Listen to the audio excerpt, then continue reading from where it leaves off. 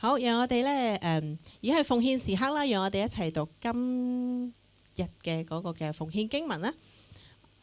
所羅門上行之詩，若不是耶和華建造房屋，建造的人就枉然勞力；若不是耶和華看守城池，看守的人就枉然警醒。你們清晨早起，夜晚安歇，吃勞碌得來的飯，本是枉然，唯有耶和華所親愛的，必叫他安然睡覺。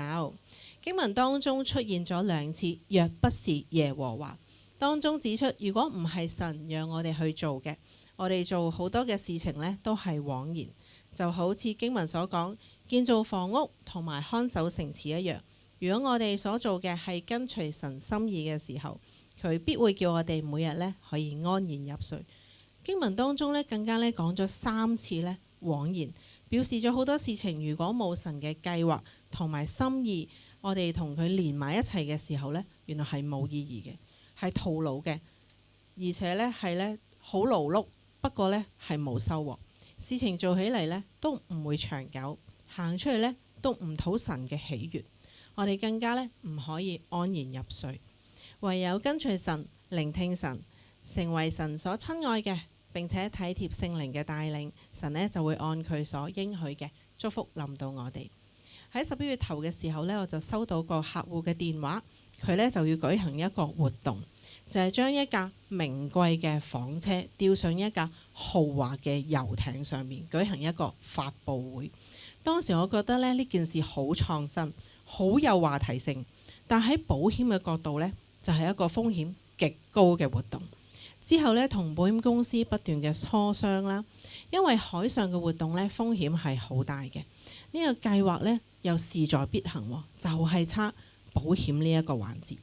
距離活動嘅日子呢，開始倒數嗰刻呢，我唯有擺上禱告，因為我知道建造房屋同埋城池嘅係耶和華。如果神願意嘅話，神呢必會為呢件事開路。最後我哋收到其中一間得一間保險公司嘅報價，客戶確認咗之後呢，我再將呢件事擺上禱告。因為天氣呢都好影響整個活動啦，求主祝福當日嘅天氣，最重要嘅就係安全。如果吊架車突然間砰砰，咁可想而知，成個活動就唔能夠順利舉行。所以將呢件事要交俾神，求神讓呢件事好順利嘅舉行。最後呢個活動順利舉行，而且客戶都好開心，將榮耀歸翻俾我哋一神。因為我知道我可以做嘅其實就係禱告神，我將我需要嘅，我將我擔心嘅都交俾神。Amen。人呢必須都要工作，但係呢，如果冇神嘅祝福呢，其實一切都係枉然。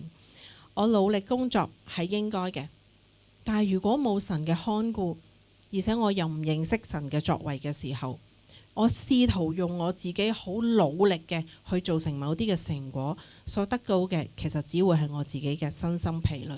我相信當我信靠神，而且誠實嘅喺我嘅工作崗位嘅當中，必會得到神賜下身體上面嘅休息同埋心靈上面嘅平靜。過去經歷咗好多神嘅豐富，我堅信持續奉獻幫助我持續堅信嘅方法，係最好去見證神喺我生活當中同埋喺我工作當中去帶領我嘅豐盛。